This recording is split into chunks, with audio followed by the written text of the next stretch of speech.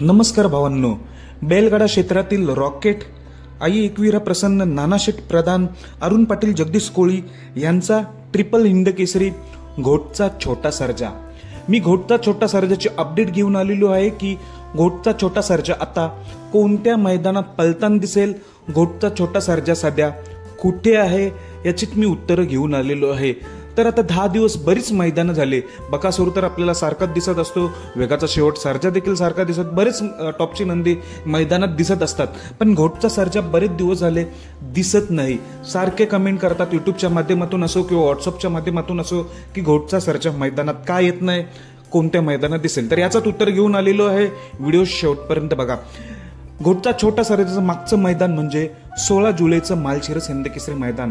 या मालशिरस हिंदकेसरी मैदानात 16 जुलैला घोट सर्जा आपल्याला पळताना दिसला होता, तर तो कोणासोबत, बैलगाडा क्षेत्रातील देव वृत्सम एकादशम हिंदकेसरी बकासूर सोबत। तिथे सेमीला हार झाली होती, त्याच्यानंतर आपल्याला घोटचा सर्जा मैदानात दिसत नव्हता। सारखी चर्चा रंगू लागली होती की कधी दिसेल, तर त्याचं फायनली उत्तर घेऊन आलो होतो। तर भावांनो, 16 जुलै नंतर आपला घोट सर्जा मुंबईमध्ये दाखल झाला होता, अजूनपर्यंत मुंबईमध्येच आहे घोटचा सर्जा।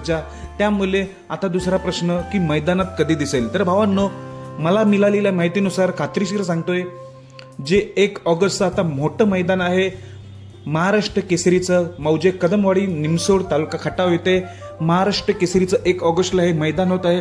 या मैदानामध्ये घोटचा छोटा सर्जा बैलगाडा क्षेत्रातील रॉकेट येतोय मैदान गाजवायला 100% खात्रीशीर आणि टॉप पायऱ्यासहित।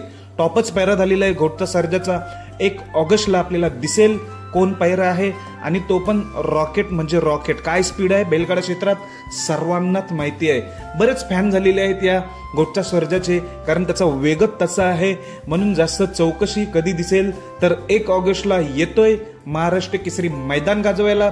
भावांनो, ही व्हिडिओ कशी वाटली, चॅनलला कृपया करून सबस्क्राईब करा, लाईक करा। धन्यवाद भावांनो।